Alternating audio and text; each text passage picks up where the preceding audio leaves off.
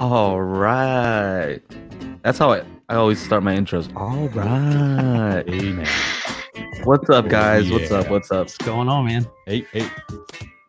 Daily HiFi podcast. We're back. I'm Joe from Joe and Tell. We got Chana D, aka Techno Dad, Michael Youthman, Stevens, and Ron is looking a little bit different today. Did you change your name to Poly Reviews, Ron? What's going on? Yeah, I'm Ron now. Yeah, man. So yeah, you're kind of like filling in today, which is gonna be cool. Yes. We have Jeffrey here, aka Poly Reviews. He's a moderator with me on Budget Audiophile, so you can find him there. Right? Am I Welcome, man. Let me correct me if I'm wrong. You know? Yeah, no, you're good. Yeah. So, Chana, what do you have there? You're showing off two. I forgot I had the original ones too. Yeah. What's up to everybody in the chat, by the way? What's up to everybody in the chat? We're gonna be doing some call-ins a little bit later on. Right? Let me just see here. I have the ticker right here. Super chats are welcome. Yeah. Winky face. There it is.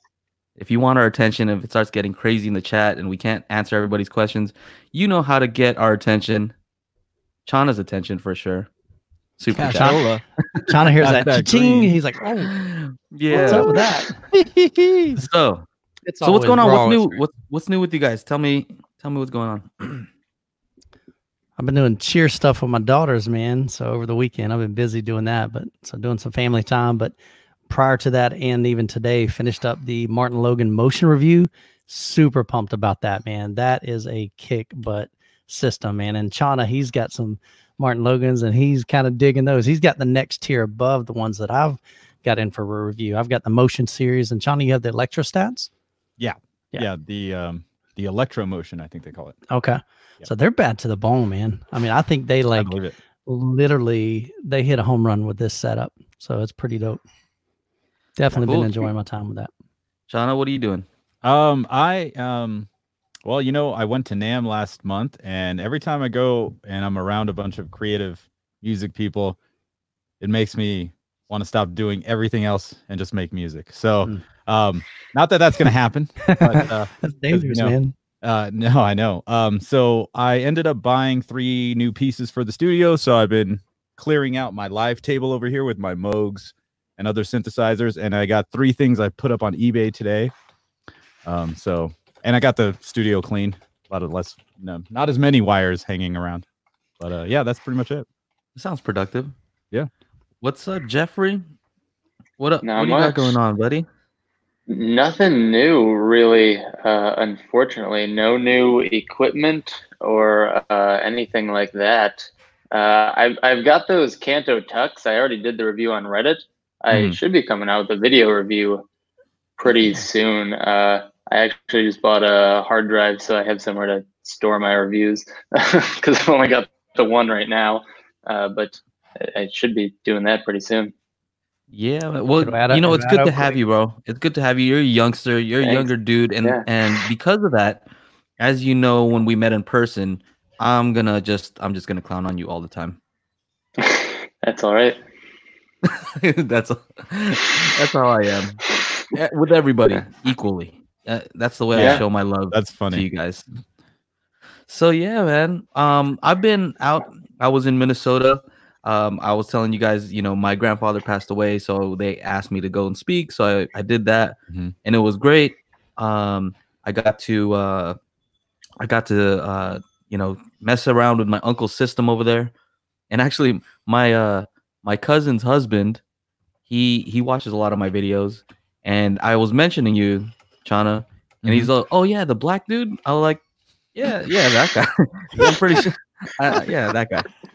So anyway, man. yeah, good times over there, and yeah, I'm glad to be back. You guys said I should take a day off, but I said nah. I'm happy to be back. This is what makes me happy to be here. It's the way Joe rolls, man. Yes. So Joe, why don't you let Polly maybe share a little bit about you, and because I know that there may be some folks in our chat that aren't familiar with so you do reviews on Reddit mostly? Yeah, I I started about 2 years ago or so. I got my first pair of speakers, actually the Mica MB42X, the super cheap, popular ones. Mhm. And I had read a bunch of reviews leading up to there about speakers that were bright or warm or I don't know, like whatever you would characterize them as. And I got my first speakers. I was like, cool, but I didn't know what any of those words meant in the reviews. So I got a couple more pairs of speakers. I got the Klipsch R51M and the ELAC B6.2 because those are like opposite ends. Right. And I was like, oh, I get what people mean that speakers sound very different. And then I kind of dove right in and started doing reviews. Awesome, man. And here I am. That's cool. Yeah. Yeah, he knows a good amount. He learned very quickly, and so it's always good to see, right? And you now have a YouTube channel as well, right? Yeah, I've only got the one review, the Bowers & Wilkins 607s. Cool. But I should have more coming soon. Very cool. So Yeah, I'm sure man. Joe put a link to your channel down in the description after the video. After the video, yes. How do you guys like my shirt, man? You see, I this see free that, man. promotion these guys are Yeah, I getting? know, man. Free promotion, man. Where's my What the hat, heck? man? See, look, all you companies out there, if you want me to promote your stuff for free, all you have to do is make a cool looking shirt Yeah, just send it our Yeah. way, man. and make sure it's in my size. Free And swag that's is it. always That's all good. you Extra have to do. small. I've got a They're not cap even paying shirt. for I would have this. worn that Yeah. if I had known. Yeah, man. So what's up? Let me see. Just got to make sure we keep track of our time here because it starts getting crazy in the chat. What's up to everybody in the chat? Let's see who's in here. I see regular guy audio. You're a regular in here. Wayne Bennett, Bass Base God. Yep. Poets yep. in Tahoe, here. Nevada. What's up, Tahoe? Third era. Did he take off already? Your fresh urinal cakes. Fresh urinal cake. What's it? Fresh urinal cakes. Look, see, I got the PSBs. He was telling me that I should get these What PSB. is I don't know happening? what a urinal cake is, but Yeah. okay. You know, it's the thing you pee H4U8. on. That's the thing you pee on. Yeah, that's what it is. Yeah, that's his name. Oh, his name is now something different. I don't know. PJ. Okay, whatever. Oh, there it is. Um, Fresh urinal cakes. Yep. Oh, gosh. Let's see here. Let me just jump into some questions real quick. Questions. Let me show this real quick too. Super chats are welcome. All right. How about this? Let's start it off with you. I'm like Polly reviews. I'm like I don't. Okay, Jeffrey. Yeah. Can I call you Jeffrey? Can I call you Jeff? Go for it. Jeff is fine. Call Jeff him is Mr. fine. Reviews. Mr. You said Jeff is fine. Could be All right. Mr. Yeah, Jeff. All right. So check it out. Okay. Hey, by the way, you like this color? I noticed that. I don't think I don't notice that sort of stuff. Who likes that color? You, I thought I What do you remember mean? seeing you like that. You know, that crimson Oh, looking. That's yeah, the I thing. wore red in that review. I did the one. All right. So tell me about what you wanted to talk about. Yeah, so a store near me got an amp. I actually texted him. He hasn't answered yet. I don't know. I think it was the NAD M10, Mhm. and it had Dirac on it. And he was using some Bowers Wilkins, the 700 series towers. I don't remember what they were. And we were switching Dirac on and off, and it was like completely different. It absolutely changed the whole listening experience. Dirac is crazy. I've never had any room correction software or anything, and it blew me away because I thought the speaker sounded good before, and then you turned it on, and it was crazy difference. And that's on a 2-channel, or is that in home theater? It's 2-channel. Yep. Nice. Yeah. So tell me in more detail. Like, what did you notice when switching back and forth? Like pretty much everything got a little bit better. Before there was a clear center stage, you could tell where everything was. But after he switched it on, the vocalist was right in the middle. And we were listening to Royals by Lord actually when we were doing this, and she was right in the center. There was no like guessing where she was, and the bass got really strong because that song has a lot of good low bass. Yeah. And it was pretty good before. Bowers & Wilkins are good speakers, but it cleaned it up, fixed any sort of, there was some sort of phasing issue, and it fixed that up and just sounded all around just a much cleaner experience. I've never really, I guess I never cared for looking into stuff like that before, because I was like, my room's probably fine. But after I did that, I was like, man, I should I should get something for that. You realize your room's terrible. That's what I was about to say, Mike. I'm like, just chances are everybody's room sucks for this. Unless you put something in there, it's not going to be that great. Yeah. Now I'm in my room right now. There's nothing on the walls. I mean, room correction can take you so far, but it's definitely good for people, especially that don't have the ability to put acoustic panels on the walls. But even with acoustic panels, you're still going to have room acoustic issues, you know, unless you're like an acoustic engineer and you know exactly where to place them, what size, and so forth. So I didn't take quite that approach when I put mine on the wall. I was just kind of like, I know I need to put them here, and the rest I'm just gonna, stick whatever looks good. Yeah, look good here. Symmetrical, like literally, it just kind of. But it definitely helped out in the room. But but that's awesome, man. So, do you guys know what the difference is between what Dirac claims to do versus Odyssey, Anthem, any of those things? I have no idea. I haven't heard of Dirac yet. Dirac, so the bigger question is it Dirac or Dirac? I think it's like a French. You have to say it in a French way. I don't know. Dirac. Sean, there you go. I think that's probably how you say it. To be honest, Dirac. Yeah, something like that. You just spit out some German there. Dirac. I don't even know what I'm saying. So we never know what you're saying. I think it has something to do with that they try to fix something that the other ones don't, which is they start with impulse response. Okay. Like how, let's say if you were to tap on something, how it kind of reverberates, something like that. Like I've seen something about ringing. It's way over my head. Maybe somebody else can chime in on that. But I remember seeing specifically that they try to fix impulse response, and that's something that the other ones don't do. They talk about pre-ringing, things like that. So interesting. That was kind of my experience too with Dirac. Is it seemed to be just a little bit better than the other things that I've tried. And I've tried mini DSP, doing my own type of fixes, and it just seemed to do a better job than I could do. Thank you, Third Era, for the super chat. What does he say here? I'll drop a cool link for us audio enthusiasts. Yeah, do it.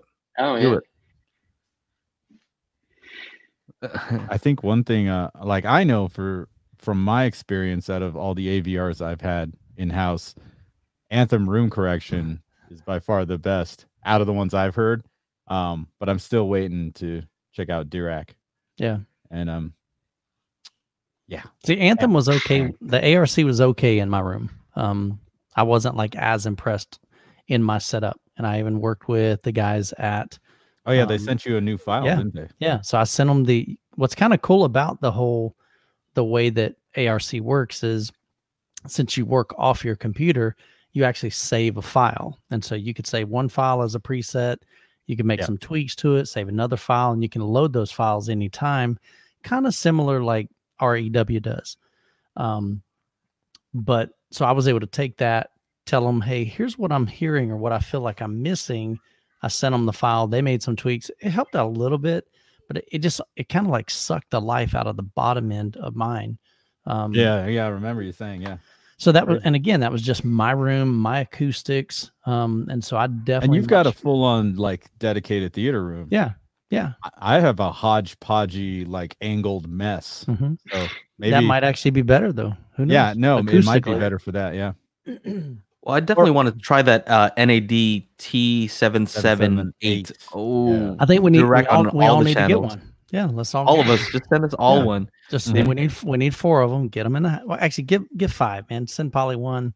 Yeah, send him. He doesn't do home theater. You don't do home theater, huh? But he could do. He could. He's like, if you want to send me that, Joker, I'll be in home theater a heartbeat. $3,000 AVR. I'll do whatever. I've got enough speakers for it. I just that didn't take much convincing. Yeah, that's hilarious, man. That's awesome. Well, cool. Let's see what else we have here. We have a little small question here from Nelson Chavez. Hey, Joe, is the Andrew Jones Pioneer Tower still your reference? You know what? It's never really been my reference. You know what I mean? There are better speakers that I have here. As far as something that's $200, that's a floor standing speaker, I don't know how anybody can beat that, right? Floor standing. I mean, Jeff, in budget audiophile, $200 and under, floor standing speakers. What can you do? Nothing. I've actually got the Dayton, the T652 Airs. And you know, they're $150. They're not bad, but I haven't heard those Pioneers, but I imagine they're quite a bit better.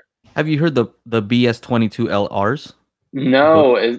Oh yeah, the bookshelf speakers. I haven't heard the tower version though. The bookshelf versions are good. Yeah, so those were like, I don't know, $100 and under, right? Yeah, something like that. The Dayton also makes the MK442 towers or something. Yeah, 442 Ts.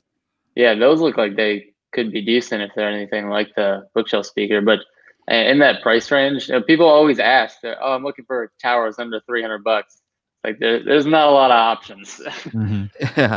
Yeah. I put those head to head, the 442T and the Pioneers, and I like the Pioneers better for me personally. Yeah. So I watched the video on that. That's to answer your question. Oh, another side note, that deal on the Yamos is a ridiculous deal. Oh yeah. The home theater. Did you guys see that? I posted it. Oh, so what model? It's the Yamo S803 or the bookshelf speakers that I previously reviewed.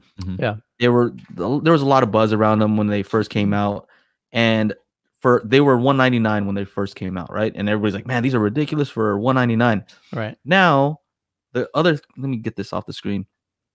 Now, the other crazy thing is for $199, they are doing those speakers, center channel, and a pair of rear speakers as well. Man. $199. Yeah. Wow. Not For bad. the whole surround system. Yeah. I'm like, how can you? I mean, if you don't have something, just get that. Yeah. Better than You your can't TV go speakers wrong. for sure. Better Oh, than yeah. your TV speakers. They're yeah. $199. Gotta And be. I believe that Vox, I see you guys are talking about Vox and Klipsch. Vox also owns Yamo, right? Right. Yeah. So, Yeah. So Audiovox ended up buying Klipsch and Yamo. I think Klipsch bought Yamo like Yamaha. Yamo before Audiovox came in and made their acquisition. Okay. I could be Joe, wrong. I'm looking at this now on Amazon. Only the black ones are $200. The white ones are $416. Ooh. Oh wow. Resin. TJ is saying here that just the center on Crutchfield is $175. Yeah. Yeah. And that's Just the center on Amazon is $149. I don't know how they're selling the whole thing for $200. He's the guy with the potato camera. That's Is that me? yeah. Wow. Potato. yes, All right. sir. What does that mean? Hey, to little be pixelation to there. be fair, I just called him like seriously like less than 30 minutes before this Yeah. whole thing started. Like, hey, do you want to be on? Ron has an earache, and pop in here. Are you using your laptop? I'm or I'm on your- my Mac. Yeah. Okay. If you told me any earlier there's a Best Buy down the road, I would have grabbed like a real camera, but here I am. It's all good. My wife is laughing in the background hard. Potato camera. That's me. Straight up potato. He's Now like chopping. there He's is like, a setting when you first log in that I think it allows you to select a higher like resolution. So I did that, yeah. Okay. But I guess it's your camera. Then. it's just I was trying to help you out, man. I was trying to Yeah. benefit No, of that's the doubt. okay. Maybe Spectrum's messing with my internet again or something. Yeah, you got to upgrade from 14.4K. Oh yeah. All right. So we got another question here. Let's see here. What should we do next? Let's take one from Techno Dad, since you're not listening. Yo, There you are. What are you doing right there? something fell down. I'm like the teacher. You know when the teacher calls on you when you're doing something? Yeah. Dude, yeah. I Me. always got called on, and it was like every day. Michael, conduct cut. I know, Michael, conduct cut. you're such a bad boy, No. Michael. I couldn't stop talking. So here's a no lie. I'm the only kid on this planet that ever got 2 Fs in homeroom. What? ever. You How do got you even do graded in that? homeroom? Yeah, we had conduct, like it was just conduct. So basically, they introduced a program called the silent reading program, and I didn't like either one of those words. So I would just sit there and talk to the girls next to me, or I'd get up out of my seat, and she's like, "Michael, conduct cut. Michael, conduct cut." So I'm like, yeah. So I got 2 Fs. By the second semester, my dad fixed that, and I got A's. Yeah. Oh, bad boy to pastor. So we have a question. Now he's Techno the bad Dad. boy pastor. Here we go. Good question. Where should I put more of my money? Speakers or amp / AVR, audio video receiver? Yeah, That's a great question. I like it. Hey, thanks. I get it a lot, and I usually say, now, of course, this is from a new gear perspective, not a used gear perspective. Right. Okay. Yeah. But I would always suggest, if you guys are looking, especially with AVRs, the technology changes. We're still in that like HDMI 2.1. When is it going to be added? I get a lot of questions like that. So it's safe to say that, you could easily upgrade an AVR every 3 to 5 years, depending on what new bandwidth limits or minimums is happening. HDCP 2.3 is like a new thing. Sure. So I would say put your most of your money in speakers. If you can get out there and find a youth man deal on some hot speakers, used stuff, definitely. all right.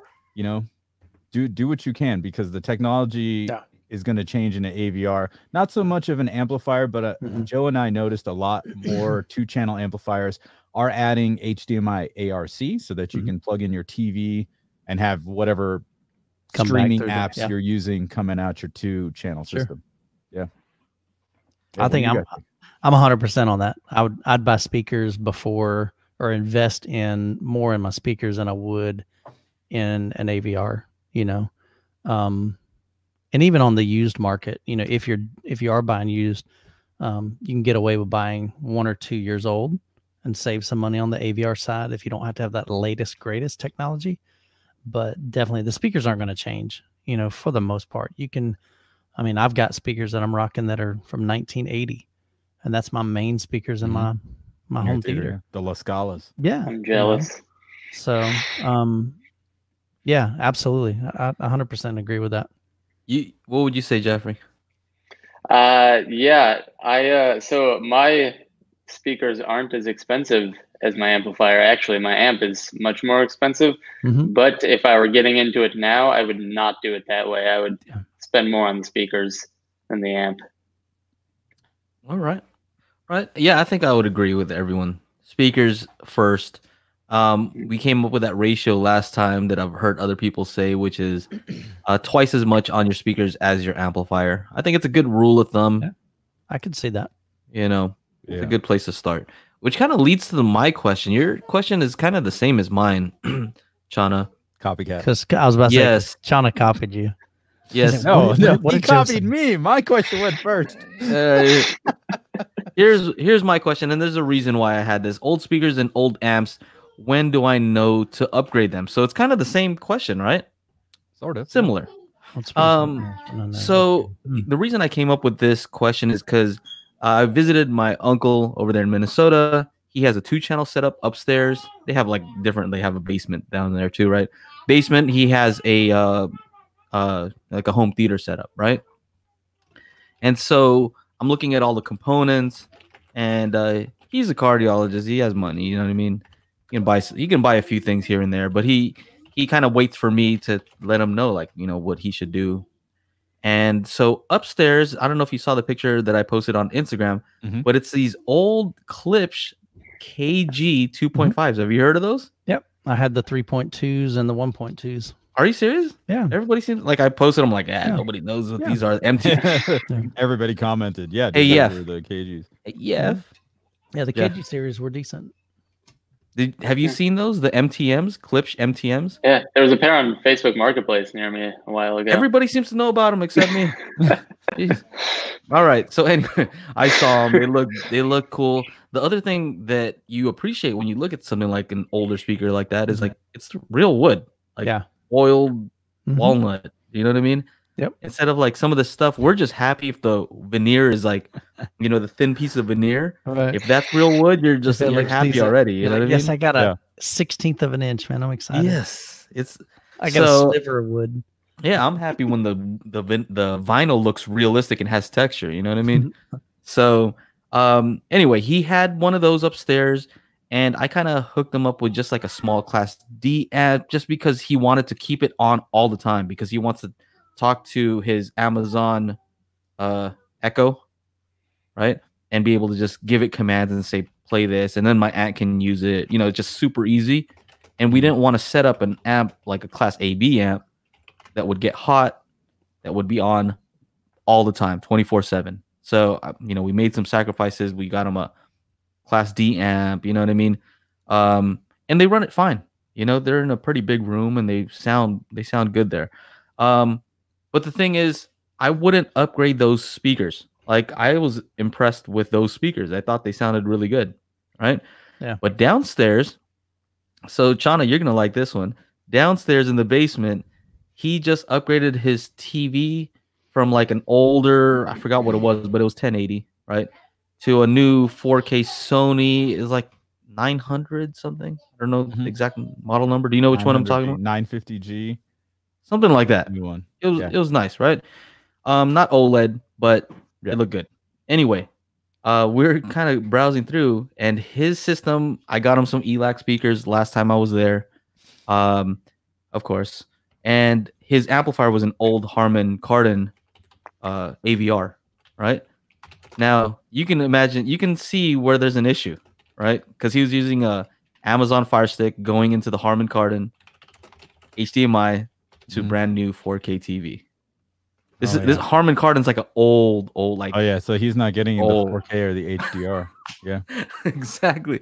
So we're going back, and then you know how the Sony has Android built into it. So we're going to YouTube on that, and I was like showing him some 4K stuff, and then going to the Fire Stick, which he prefers to use, right, and showing him like the same exact video. He's like, yeah, I mean, it looks pretty much. No, it doesn't. No, that's clear. I'm like, yes. He changed. He totally changed once he realized, huh? Yes, it is clear. And so in that case, we ended up just going to Best Buy and getting him a new Denon AVR. Oh wow, which one did you get? You know what? I don't remember the start exact. With an S or an X? You know what? They did not have any X ones over there, which kind of annoyed me. Annoyed me a little bit. You know, because they were around the same price, and I think I would have preferred to go with a X model. But they just did not have those unless you went up to like the Magnolia, some of the higher ones. So it's funny. I called up. I messaged Paul over there at Sound United. I'm like, hey, I'm gonna go. You know, let him know I'm gonna go get my uncle a new receiver, right? And he's like, yeah, dude, show him your videos, ask for a discount or something. Like, nah, he's a cardiologist. He's good. He's good. He doesn't need the discounts. Right? Yeah, he doesn't need the discount. And Paul's like, well, tell him to get the Marantz then. What a sales guy. Yeah, right. Anyway, hook that thing up. And the other thing I wanted to say is he also wanted me to do set up the Harmony remote before. With his old receiver. I had it set up so he presses one button, and it turns on everything. Yeah, the macros. Yeah. Well, I was like, hold up a second. We got this new receiver, has AARC, right? It turns on the receiver when you turn on the TV. Volume is controlled right there. Yeah, it's all the CEC stuff. Boom. Yeah. Done. So it took care of a bunch of different things. He was amazed with the what is that?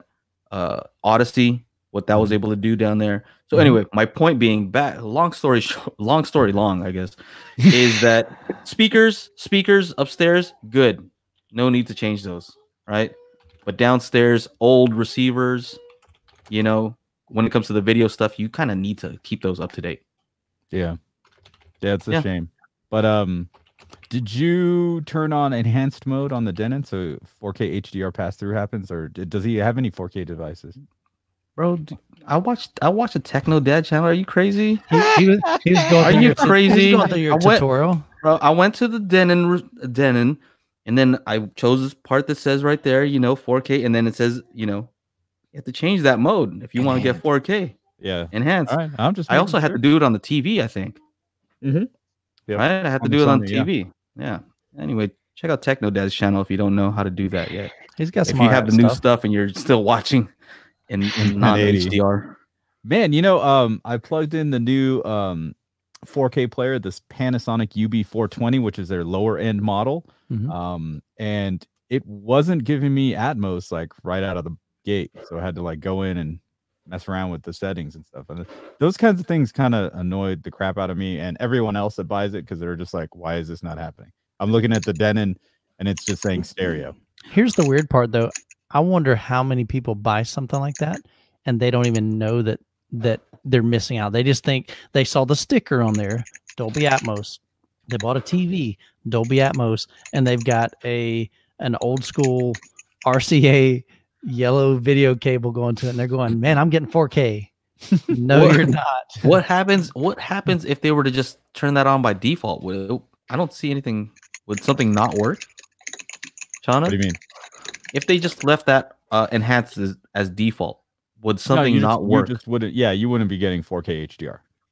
So the reason I noticed that was with the Denon X4400H. There was an update, and I ran the update, and then I went to go play Call of Duty, and then I was just like making sure I was in game mode on the TV, and it didn't say HDR. I'm like, what the heck? So then I went into 4K details on the Xbox, and then it said to me, usually get a bunch of green check marks. It was all red and like exclamation points. I'm like, what the heck's going on?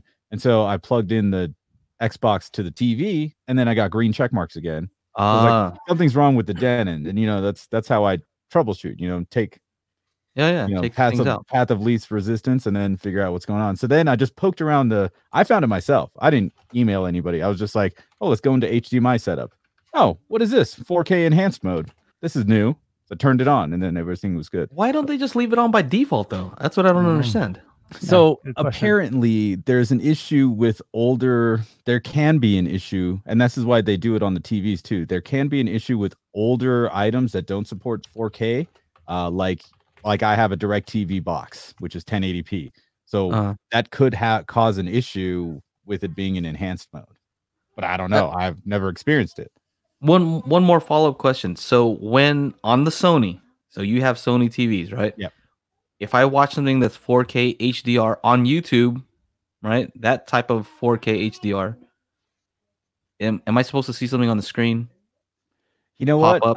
That's the bad part about the Sonys. You won't. You have to go into the menu system to see HDR, right? And it's very annoying because like my LG does it all the time. If you're watching anything in any kind of HDR, it pops up little alert, which is what I like about it. The only time the Sony does that is when you pop in a Dolby Vision title. All right. So that scared me for a second because I'm like, I don't see it. Am I messing up here? See, we don't get it on projectors either. No. So Yep. Oh, no. Well, my projector kind of switches. You see it like it switches and then blank for a second when it switches to 4K HDR. Jeff, are you into that sort of stuff? No, I've never done that. I have like one of those cheap TCL TVs that was like $300. That's right. TCL makes some all right stuff. Yeah, man. Yeah, the TCL stuff, when you get into the $600 range for like a 55-inch, they actually start producing some great picture, and you get all the bells and whistles like AARC, Dolby Vision, HDR, 4K, all that stuff. Mine's a 55-inch, and I was planning on upgrading to a 60 or 65-inch and going. I like it though. Roku and everything on it is really nice. That's really handy. I think I'd stick with one and just go with one of their higher models. Yeah, the new 6 series this year is going to be the one to get in a 65. Yeah, you get a ton of. They're bringing mini LEDs to the game for the 65-inch on the 6 series, which is their. I guess not budget, but it's like their mid budget, high end budget. I don't know what to describe. But I think it's going to be around $1,000 for the 65, which is not bad. Yeah, no, not at all. Are we missing anything in the chat here? Because I'm trying to look. A lot over there. There's a you lot. Guys heard of commenting Tecton speakers. I want to hear Tecton speakers at Expona. Best Buy doesn't have anything. You got to order it. someone near me has a pair of Tectons on Facebook Marketplace, and I went over to listen to them. They were interested in my own Walshes, and I was like, oh, maybe we could do a trade. And they just didn't really impress me. I was You remember what model they were? The mini Lures. They're like $550 or something like that. Those are like the least expensive ones they have, right? Yeah, exactly. Gotcha. So I was a little underwhelmed at them. They're way too short. You would need to prop them up. They're like 30 inches tall or something, like that. And I don't know, just didn't do it for me. Yeah, well, if Ron were here, he'd have to tell a short joke about either me or Chana. So good thing he's not here today. What else we got here? Trying to stick to the schedule so we can answer some more stuff going on in the chat. So if we're not ignoring you in the chat, it's just we have some questions that we want to make sure that we get. Here's what's funny. Here. Grandmaster AJ in the chat here. He said, "What timestamp? Timestamp 4:33 p.m. 4:33. He says, I have a bone to pick with Onkyo for that reason. In order to get 4K HDR, I had to change HDR enhanced, but in order to do that, it's on a secret button combination that's not even in the manual. Get out of here. Are you serious? That's messed up. Is that for real? I guess. Secret button combination. Yeah, it's like up, down, left, right, VA start or something. That's right, dude.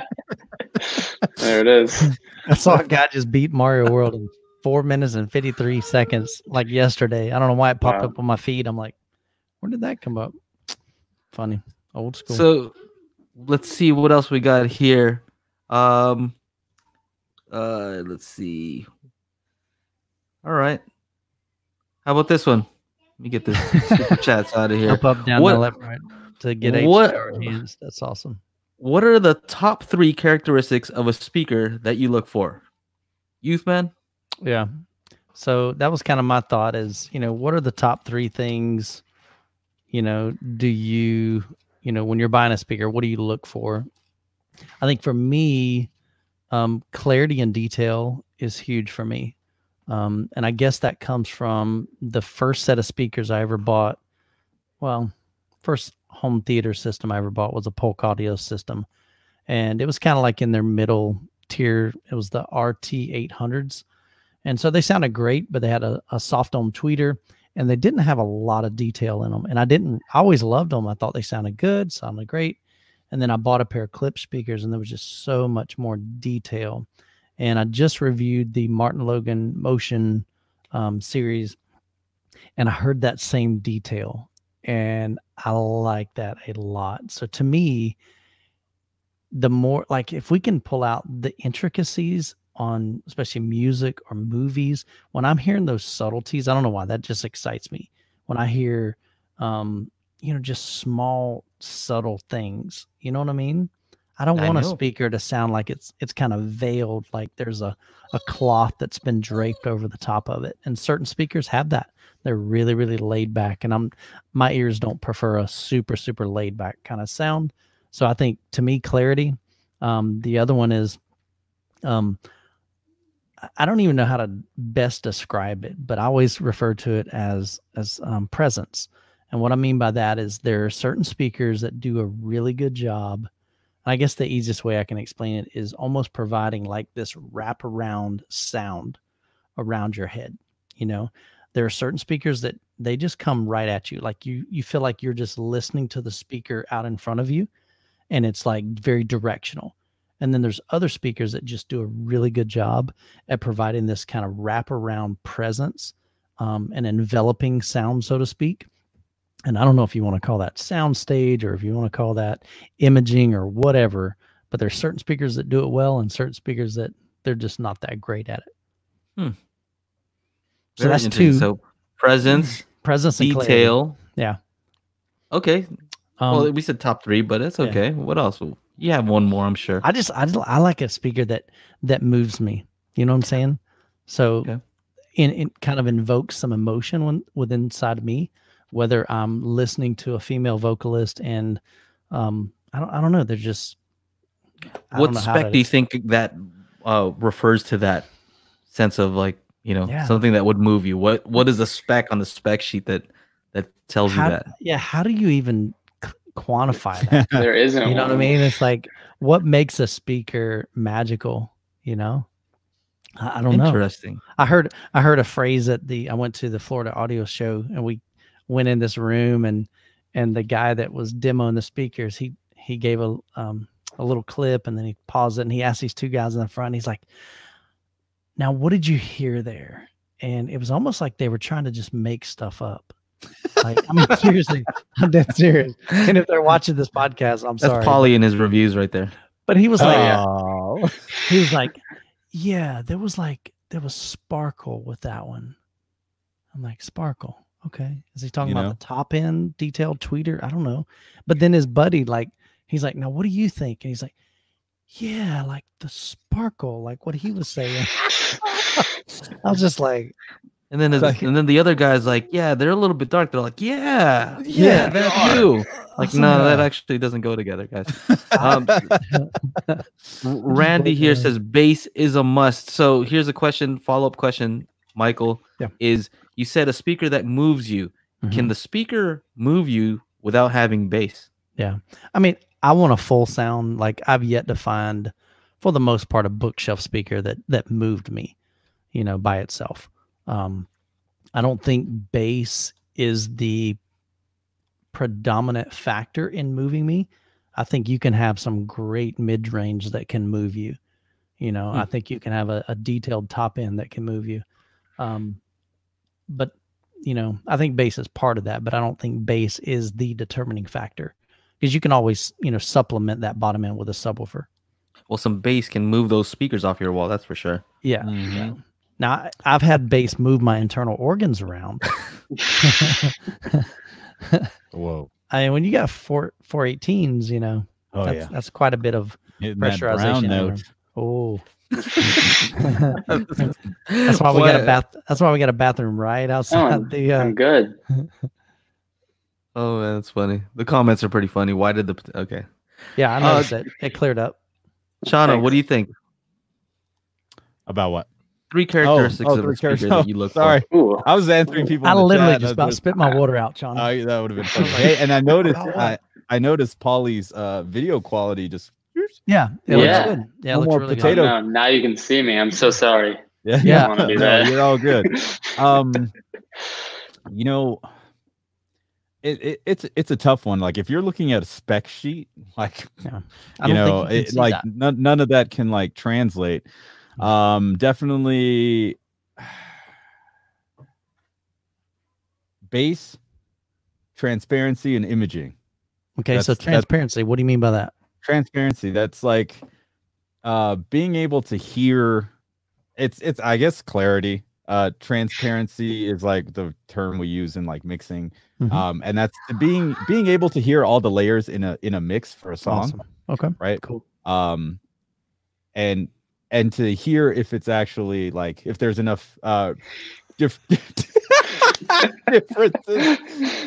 differences in like reverb. I was telling you about different types of reverb on different instruments, because the reverb is what adds the depth to the song. So like, that's all what transparency kind of like entails. It's like that whole situation.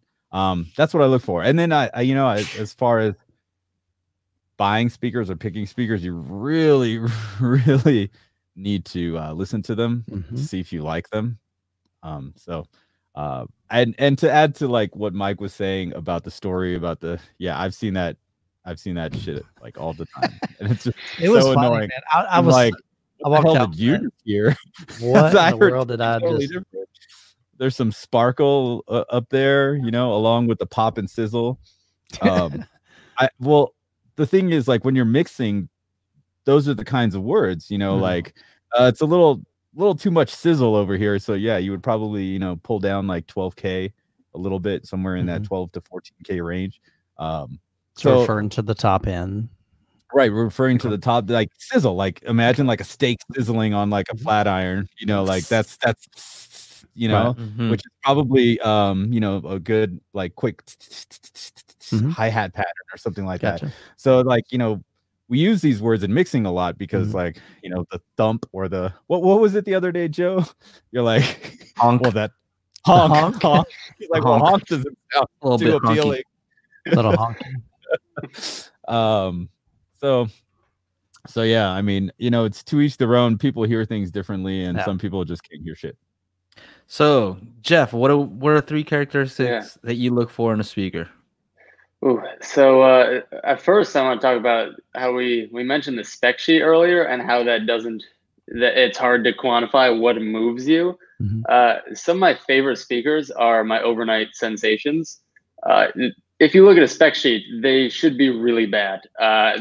The frequency response is not flat.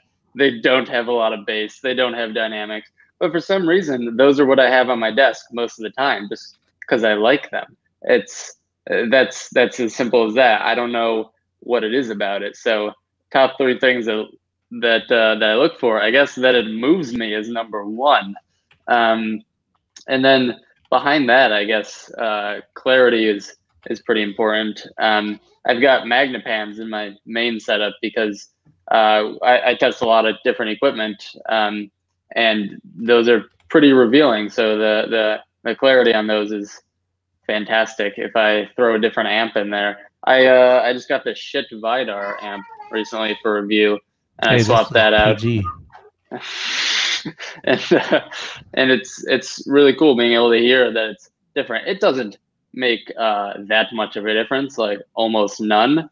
But switching out my Marantz and putting in the shit, it did make a little bit of a difference, which is kind of cool. So because I like to play around with the front end stuff, I guess that's important. And third, I guess build quality. If I buy a pair of speakers, I want to have them for forever. Actually, I'm gonna scratch that. Not build quality, looks. If I have to be looking at them, At least you gotta be honest. They need to look good. I mean, those can kind of go hand in hand too, right? Yeah, I guess Yeah, so. I The think so. Warpdales that I got right over there. The Don't tell me, are those 225s? 225s? They are 225s. Oh, I you're gonna have bought to do a those. trade. Okay, I'm down with that. I bought those specifically because I like how they look, and having them sitting there is fantastic. I had them set up on my desk for a while. I've actually switched it out. I got my C notes here now, which are hideous and unfortunate. Yes, they are. But like I did that myself, so I'm the one You to bought blame 'em. there. You bought Yeah, I built the C notes. They're just. Did you build your overnights also? Yeah, I built those. Now that you guys can see me, I can show you. Yeah, Here they are. Let's see those overnights. Those Wharfdales look awesome. The ring on those look great. Here's the overnight sensations. So are they? What kind of finish you got on there? So they came with that. It's like a birch wood finish, I think, and they came with that. So I just I put a clear coat over a poly coat, and that's it. Yeah. I think that's one of the things that who made those again? I should know this by now. What? Who designed the overnight sensations? Paul Carmody. Carmody, Right? yes, Yeah. I should know that. So one of the things he said in an AMA was, what's something that people should like look at, right? Or what do people care about when it comes to speakers? And he said looks. So yeah, I think they look awesome. I love the bronzish cone on there. Yeah, they don't look like anything else. I've got everything else I have is just black. I'm looking around. Actually, I made whatever the passive aggressive ones in white just for fun, because I wanted something that wasn't black. Nice. But, yeah, one of these days you got to show us all your speakers there. That'll be a lot. Make a video about it. Yeah, make a video. You got to make a video. Make a video. Share what you like about them. It's unfortunate. The HSUs that I've got, those are phenomenal speakers. They're like $350 or whatever. But they're so ugly. I just can't look at them. Are those speakers not subwoofers, right? The speakers, yeah, the Horn, the HB1 Mark II. Okay. You don't have to worry about honesty when it comes to you. You will just tell it as it is. Yeah, no, dude, I can't look at them. I don't know. I mean, that's what I really like about the Martin Logans. Like, I'll just be sitting there, nothing's on, and I'm just looking at them. Yeah, looks so sweet because they're like clear. You know, And I've got a lot of questions about it after my previous review. Even somebody on Twitter, they took a screenshot and then they highlighted the electrostatic panel and they're like, what is the purpose of that? And an arrow. And I'm like, oh, like that is the speaker. That's what's producing the sound. And like that's the coolest part. They're like see-through. All right. So here's an interesting thought. Like, okay, so on a typical speaker, you've got, tweeter maybe up top, you got mid-range in the middle, and then maybe like your woofers on the bottom. But with the electrostats, you've got the big bass on the bottom. So that covers the low end. But do they separate the mid-range and the high frequencies, or are you hearing it across that entire panel? It's across the whole. I think interesting. I think it's a 500 hertz crossover for the sub. Okay. For the bass. So everything above 500 hertz is handled by the electrostatic panel. Interesting. That's pretty cool. Yeah. So it's literally like one crossover for that top end and mid-range. Interesting. Yeah. I'm not real familiar with. I've heard them, but I don't know a lot about them. Yeah, I think I might make a video about them because people.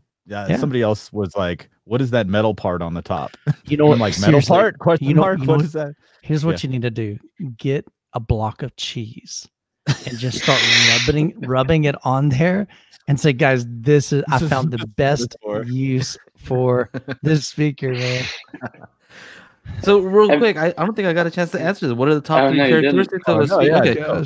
How did we chase that top rabbit? 3 All right, so I should know this because I happen to review speakers. So top 3 All right, so my number 1 is that the speakers achieve the goal of the intended purpose, right? So meaning a speaker might be made for home theater use, right? It better be awesome for home theater use. Right. It doesn't matter that those speakers aren't great for 2-channel audio because they're not really made for that, right? Same thing for a 2-channel. It's like, a speaker that's made specifically for 2-channel they better be awesome for that particular purpose, right? And I think that kind of leads to, like, let's say, for example, some of the SVS stuff. I really feel like those were designed primarily for home theater use. So judging them based on how they perform in a 2-channel setup is not really fair, right?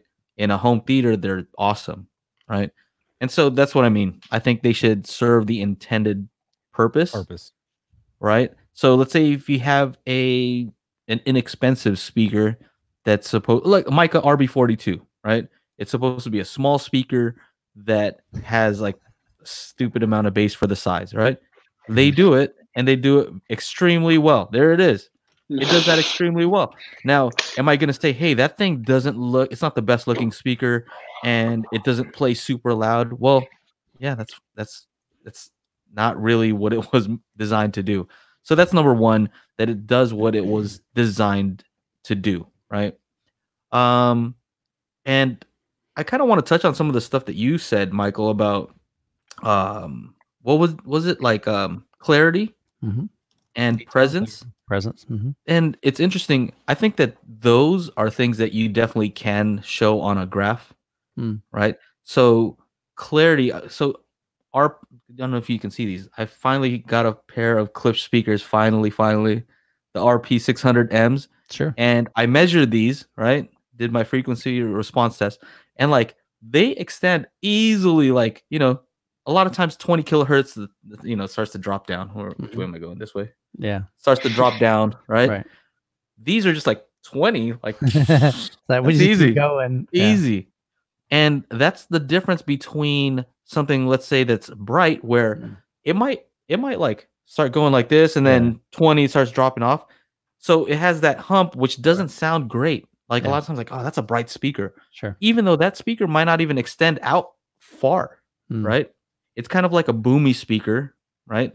Something with like fake bass, right? Boomy, versus a speaker that can really play down to like below 20 hertz. It can be perfectly flat, but extend far. And that's what I'm noticing about these Klipsch, actually.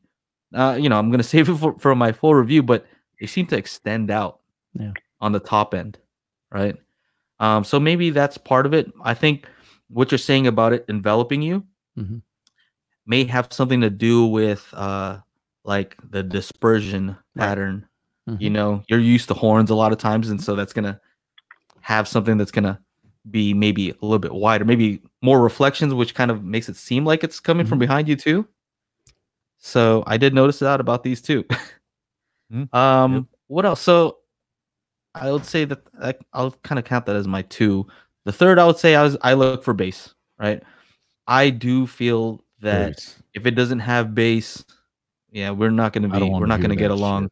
If you're a speaker company who doesn't make speakers with like a good amount of bass, you should probably not send me those speakers because that's important to me. Now, it's important for me to tell the people who watch my reviews that, because I might not rate it as high versus somebody else who's like, bass, I don't really care too much. I'm gonna use a sub anyway, right? That's me. That's you. You don't care so much about the bass. Yeah, I don't care. I always have a sub anyways. So no matter what. Yeah. See, I don't run a sub in my 2-channel setup. I actually don't keep it on, but I've got one here. On your desk too? What's the purpose you use a sub? No, not on my desk. Well, my main speakers in my listening setup get down to 32 hertz by themselves, so not a lot of music needs much beyond that. Are those Philharmonics? Philharmonics, yep. All right. See, I know a few things. I listen to you once in a while. Yeah. Well, cool. What questions do we have here in the chat that we need to answer? Throw up some super chats here if you definitely want your thing answered. If not, then we'll take some calls too. So let me see here. If there are any questions and you don't want to call in and you definitely want it answered, then HiFi Vegas commenting on your new microphone there, Joe. Says Joe got the SM7B trying to flex on y'all. What are you talking about? I have the same one. It's right here. Okay.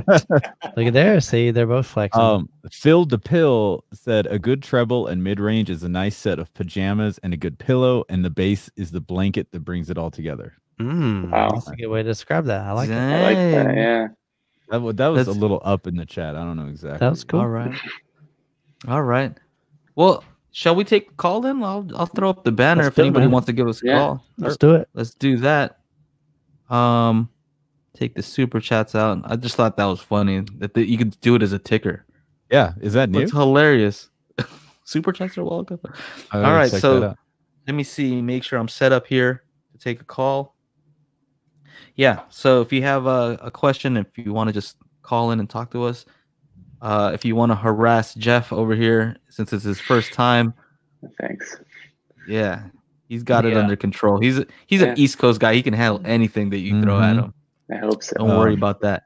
Ran by Monkey says, I say an EQ is still a very needed component, the last component, but a good one. You know, it's funny, like there are not a lot of EQs out there. Like they're like small little things, and you gotta like, I don't know. Dude, is that your friend? This has to be your friend because he's just been on you all day. Is that Phil the Troll? I have no idea who that is. Probably your buddy. I'm about it though. Phil's trolling us, man. DJ Southpaw says speakers are definitely like furniture. I care about the sound first and foremost, but at the end of the day, they have to look nice also. Yeah. Here we go. Okay. Oh, here we go. Someone mentioned Gershman. Oh, is this a call? Yes, you are on the air. What is your name? Where are you calling from? What's your question? This is Michael Bridge. I'm from Madison, Wisconsin. Hey, Michael, what's up, man? I just got a Denon AVR 3600, and I've got a set of Dayton Audio speakers that I'm using as my LCR right now. But the Denon does not like the 4-ohm load as far as the speaker, so it keeps on going into protect. So just wondering on like a affordable power amp, 2-channel power amp recommendation as far as are you a quick question, are you going to run any other channels, or are you just running the left and right for right now? I'm just running left and right for right now. I got those the center channel. I'm using those as my right and left Dayton Audio. Yeah, which Dayton Audios are they? Yeah, they're the 4-inch, the MTMs, the okay, so they're the MK series, MK442s. Yeah, that's it. Right. Kind of like the towers that you were talking about earlier on the chat. Yeah, so the towers I had are the 442Ts, the transmission line. You're talking about the 442Ts. Yeah, the center channel version of that. I'm using those as just my right and left, and I have 3 of them, but either a 2-channel or like a 5-channel where I can use it later on down the line. I'm building a set of speakers right now, and I just got those because they're on sale and cheap over Thanksgiving. Now, is it shutting off when you're playing it at a certain volume, or it will like eventually shut off? Like even if I'm playing at like, you know, just like normal, like playing TV volume, so it'll eventually shut off. Are you noticing that it happens more often when bass hits? Yeah. Okay, so it's probably more often when bass hits, or if I do crank up the volume a little bit, it will just within 30 seconds it'll go into protect mode. Because I don't know that those are like the most demanding speakers. I'm a little bit surprised that at 3600, you said it's an X3600 too. I was thinking it'd probably be fine because I've had Denons before where 4-ohm speakers weren't an issue. Yeah, does that sound odd to you? So this is the MK442s, maybe? It's a 2-way 4-inch. It sounds to me like I just don't see how that would pull the that much. AVR doesn't have enough headroom for those 4-ohm amps, or sorry, 4-ohm speakers. Go ahead and share this. Yeah, I did a screen share, Joe. Can you put it up? Go. Okay. All right. So I would say something like this would be a decent way to go about it because right here, 150 watts RMS. Into 4 ohms. Into 4 ohms with both channels driven. That'll give you more than enough power in, you know, for those speakers. And in $299, not bad. If you were looking at 5-channel, this is the model 5000 by Outlaw. I actually still have this. They haven't asked for it back, so fantastic. And this will do where is it? 4 ohms. Where is it? 180 watts in all channels driven at 4 ohms. So if you're just running 2 channels, you're probably over 200 watts. Oh, sorry, did I not show that one? My bad. Yeah, we're still seeing Emotiva. StreamYard, you are a silly. Yeah, it's hard to share your screen, man. Especially if you get a bunch of tabs. All right, so yeah, so then this one is $649 on Amazon or directly through them. And it's 180 by 5 into 4 ohms. So that's quite a bit. And this is I know the stats. If you're just running 2-channel into 8 ohms, this is putting out 170 watts per channel. So, you know, at a 4-ohm load, you're well above, I'd say 250. But that's a guess. I mean, I'm just, you know.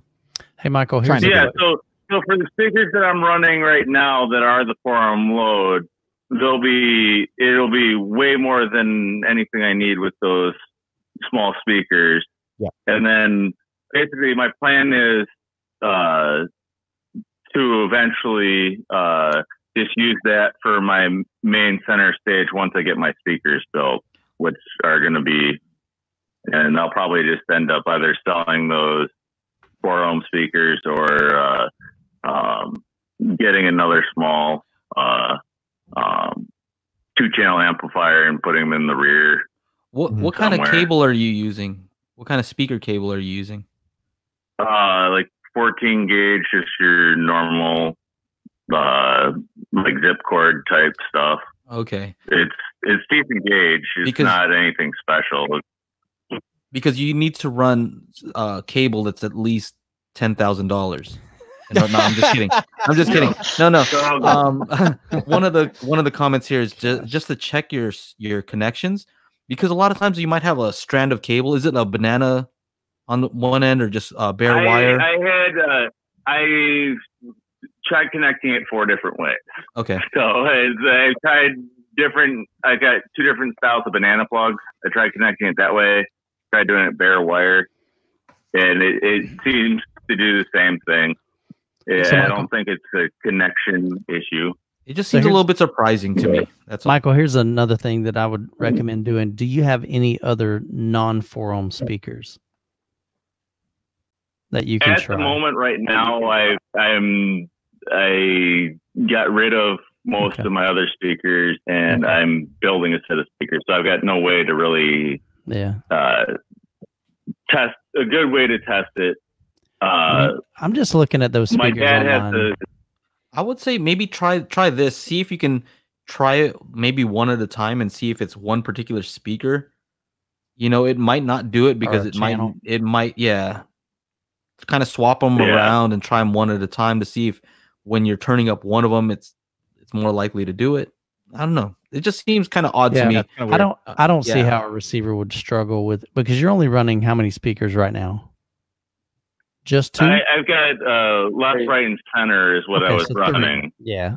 I don't see any receiver on the market that's going to struggle with 3 speakers that are 4 inches. You know, I mean, if you were running, that's what I was scratching my head too, and I'm just, I know a fair amount about stuff, but it's been like I was into car audio when I was a kid. You know, it's not something I've done for the past 15 years, so it's just something just seems a little out of place there, because like I said, those speakers, I don't think, I mean, you could get a expensive Sony. Well, they're very inefficient. So those are not very, but they're inefficient. They're not highly efficient. They're 4 ohm speakers, and I think 86 dB sensitivity. So you do have to crank them up. They do require some juice. Yeah. It just seems kind of weird that it would do that. That's all. Yeah. Jeff, what do you think? I agree with you. I just wanted. I'm more concerned about this cancer and reproductive harm warning on those speakers, man. You gotta be careful. Only in California, though, right? Yeah. It doesn't affect us Floridians. I would say one more. They don't care about the rest of us, right? Yeah. I would say one more thing is if you do get a chance to try out some different speakers, and if they still do it with other speakers, it might be an issue with the amp. I mean, my dad, he has a set of Infinities, some older speakers that are 6 ohms. I'm going to probably end up taking, if I can't get it to figured out what the stuff that I have, I'm going to take it over to his house. He's got a 5-channel setup in their feeder that's all like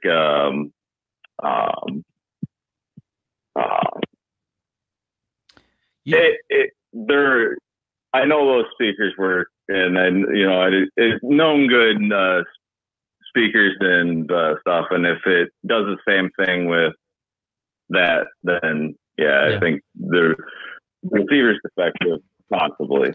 Yeah, troubleshooting is always kind of a pain in the butt, but if you can get to the point where you can eliminate one component at a time, or even opposite, start with nothing and add one component at a time until it breaks, then that can hopefully point you in the right direction of, okay, it's something in, when I add this speaker, something, breaks. Yeah, kind of like I was an auto mechanic, do the same type of thing with vehicles, you just remove, go with the most likely thing, and keep on removing stuff until you figure out what it is.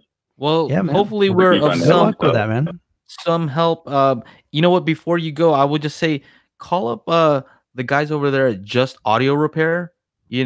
So this is not a sponsored thing. It's just that I know that they do repairs on amplifiers, and I think they might be better suited to tell you what specifically it is. right? If Or it even- is or the even receiver itself, point or me in the you know, point me in the direction of things to check, that type of thing, and be a little bit more helpful troubleshooting. But yeah, Cool. give them a call and just thanks ask a them. lot, guys, for your Yeah. Cool, man. Well, thank you again for calling. Yeah, thank you very much. Thanks, Michael. Have a good night, Definitely man. love you guys' show. And Take care. have Thanks, a good man. one. Bye. Bye. Good luck. Yeah, that was a rough one. Yeah. That was a tough one. The bad thing is there's just so many different factors that it could be, and it's lot literally of just variables, it's just a matter of trying different things to figure out where does it break down, and even then it can be frustrating, you know. So, but good luck to him, man. Yeah, so we're good stuff. over the hour mark. We can answer a few more questions here. Yeah, let's see. Answer some questions. If anybody else wants to call in, let me throw that number up right there. Someone just asked why not replace drivers with car speakers in home audio. A lot of car subwoofers, Joe would probably know more about this than me. A lot of them are 2 ohms, and you might have trouble pushing them with Any kind your of amp. home. Yeah. Yeah. Yeah, before when I was younger, I didn't really know about ohms, so I just parallel everything like a bunch of speakers, you know, all in amp starts parallel. smoking. You're like, Until the run into amp goes, half we're like, ohm "Ooh, load." they shut So, off. what happened? Why is this not working? But yeah, the car audio speakers are typically 4 ohms and below, right? So they can get down to 1 ohm, I think. half ohm. Some of them can go down to a half ohm. We got a call here. And it looks Some of like the it's from Ohio. We'll see. Real big Caller, beefy you're ones. on the air. Say your name, where you're calling from. What's your question? Hey guys, name's Chris Cahoot. I'm from Ohio.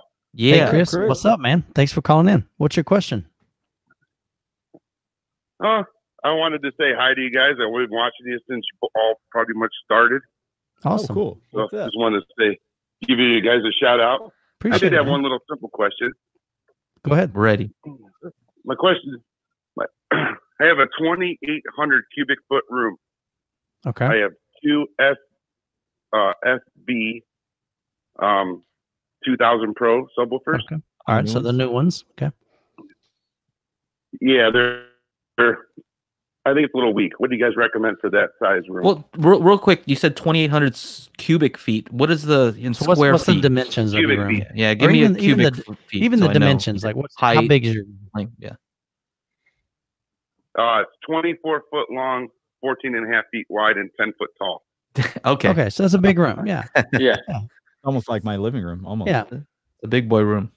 Okay. If you're looking to stay in the same price range, probably HSU. They've got their 15-inch ported ones are around the same price as S2000 Pros, and they'll give you a little bit more power and a little bit.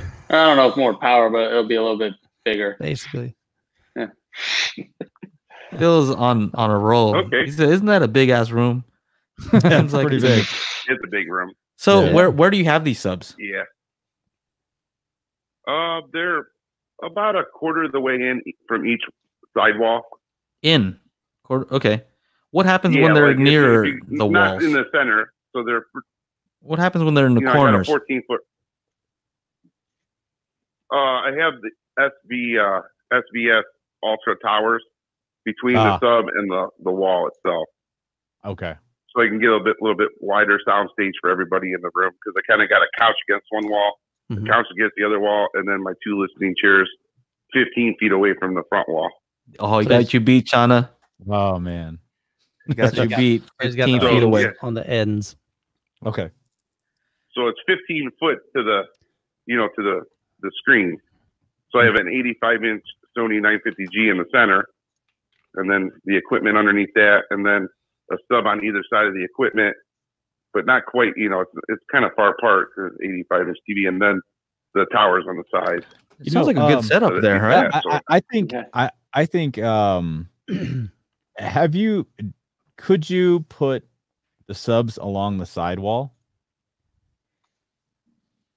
Like, if you were to- I just didn't feel. I had them like next to each couch. Like I have a love seat, the couch. I have one on either side of the room, but really just didn't feel it at all. I got a lot better bass from the I front. mean, you got if it was like their front firing, Yeah, like facing So are you. these Yeah. are these I was the? almost thinking, Sorry about that. no, they're just, you know, Do you have they're the sealed or SP2000. right? So I was thinking about going with the PB4000. So you have the those things are big. sealed. I know Or you that have the sealed or the ported versions. He's got the sealed, the SB. Okay, so you have the SB. So the Sealed. biggest part with that, I reviewed the SB 3000, and I only had one of them, but to me, it wasn't that impressive for. Are you talking about more movies or 2-channel? A little bit of both. Okay, so both. for movies, I wasn't real impressed with the SB 3000 in my room. And my room's a little bit smaller than yours. It's 13 feet wide, 19 foot deep, 10-foot ceilings. And so the PB 3000 was pretty awesome. I mean, it was a lot better performance than the SB. So if you're not getting a lot, I mean, you're talking about dual 12s in a big honking room, you know? That's why I was thinking going with the I don't want to go real big like the Ultra 16. Yeah, sure. Those are just massive. Yeah. I mean, so I was thinking maybe the PB4000s, not as big. Plus, I want to go gloss black, and that's the only. Sure. You have to stay sealed under 4000 is all ash black, and then the gloss black is the PB4000. Right. You know. Now it looks like So I have a question. So what does the bass sound like when you say it sounds weak? How does it sound? Like, can you kind of describe it? Well, I have a friend that has PB3000, and he only sits like 10 feet from his speakers. You know, maybe less than that, a little bit less than that. And we watched like John Wick 3. You know, the gun season. Oh yeah. The gun shootout towards the end, and with the shotguns with the slugs. And man, when they shoot them things, it feels like it's pounding through your chest. It's awesome. Yeah. Right. Put a big smile on my face like youth man, you know? Yeah. And then you get my 12s and they're kind of just like, they don't have that bam, it's just that, kind of. I think you need some 15s, man. That's just personal opinion. I think you need 15s. Before buying AVRs, anything. Before buying anything, yes, I do believe that maybe those aren't the best subs for that size room. But before you go out and buy anything, I would say, have you messed around with the placement of those? Are you sure that you're not getting any phase issues where they're canceling each other out? Because a lot of times you could have that issue, right? And okay, I've run REW, and I've had them like in all the seats around the room. And actually, the one seat that I normally sit in, had a little bit of a dip. And what I did is I just put a little bit of like 20% on the right sub to change the phase, like 20%, right? And it flattened it right out for my seat. Awesome. And then it made the front two seats pretty good. So you are using measurements to make sure that you're not getting phase cancellation issues. Yeah, it sounds like he's getting a pretty flat response. He's just not getting enough output. Yeah, and part of that is going to be with running the sealed. Unless what I'm finding in my theater, until I went up to 4 18s in a sealed enclosure, they didn't. I know John was like, seriously, dude. But you've got to move a lot of air in a sealed enclosure to like really, really pressurize that room. And it sounds like that's what you're wanting. Yeah. You're wanting that tactile, push my chest in. Yeah. Impact. Are you missing the impact, or is it also the low frequency extension? Like you don't hear the low underwater sounding type of bass? No, it's got some real low. They're pretty good. They're pretty low. It's just that punch, huh? I think you need output. Okay, yeah. Well, I think Michael got it right. I was thinking, just your opinion on size for that size room. So definitely not a sealed. Maybe you just need ported. I would look at ported, definitely. Look at those 3000s. Look at those 3000s. Like I said, they're pretty rad. Yeah. I was very impressed with a single PB3000. Lots of output on that thing. Well, I gotta go duals. It's got to be symmetrical. Even the monolith, man. That monolith, the M, I don't know the exact model number, but it basically is a single 15-inch. If you can go with a 15, man, I'm telling you, when I went from a 10-inch to a 15-inch for home theater, What, John? No. Oh, I'm like He literally needs like youth man set up. He needs two 15s for sure in that big ass But room. not at you, Mike. the 15s, man. I'm telling you, they just move so much more air, and going from a sealed to a ported is going to provide you with a lot more output. He needs more gain. I like that. Yeah, that's a little inside thing. I know what you're talking about over there. You're causing some trouble. Yeah. Michael, have you had the HSU subs at all? Have you heard those? No. HSU, right? Okay. They've got I just looked. They've got a 15-inch ported one for $800, so the same price as the one that you got from SVS, but 15-inch, 600 watts. That might be a good option because they'll give you a little bit bigger of a surface and the ports. I don't know. They're enormous too, right? Yeah, that monolith's gonna be a lot more. They're I just huge. looked. It's 1400. 1400. Yeah, There's for no the JTR monolith. ones in that price range. No, not even close. No. Yeah, And then even the definitely gonna give you a great bang for your buck. SB 3000 is 1400. Oh, sorry, the PV, the ported. Yeah. So there are a lot of different sub manufacturers. Sure. We're just saying SVS stuff. It's just because we have a lot of experience with those. You know, you have experience. If you have experience with other ones, like there are a lot of good ones for sure. What was the And other? even DIY ones too. I'm gonna look up Rhythmic too, because a lot of guys have they've mentioned Rhythmic, and they're just a great bang for your buck. Yeah. Let me look here. My uncle's got one, and it's fantastic. And a lot of I theirs. gotta stick with the SVS because I want that gloss black, you know. Oh, okay. To match your Ultra Towers, right? And everything. So you don't think anybody else makes that? I had one other question for you guys. Let's go. Who's going to Expona this year? All four of us. All of us. I don't know. That's the plan, all of us, man. including Ron. Yeah, I'll go. You down to go? The daily HiFi crew is definitely going to be there. That's the plan, man. We'll see you there if you're going to be there. Yeah, I'm going to be there, so maybe we could shake some hands and yeah, talk that'd be great, stuff. man. Yep, definitely. Come on, let's say do hi. it. Well, thanks again for the call. Hey, you're welcome. We'll talk to you guys again. Appreciate it. Have a good one. All right, take care. Cool stuff, man. I think he just needs more output, man. Seriously, I think you're right. Yeah. That's a big old room to try to fill with a lot of bass, and to move that much, you either got to have a smaller room or. Yeah, I have the 15-inch Martin Logan, which is sealed, and then I have the PB 4000, which he was talking about, the ported 13-inch from SVS. Sure. Yeah. And man, I wish I could just keep both because that 15-inch sealed was fantastic with music. Yeah, sure, but just absolutely.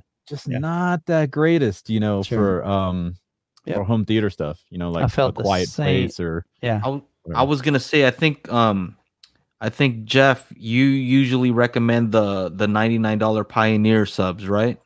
Oh, or yeah, those are the Polk subs, right? The Polk, yeah. That's your thing. Yes.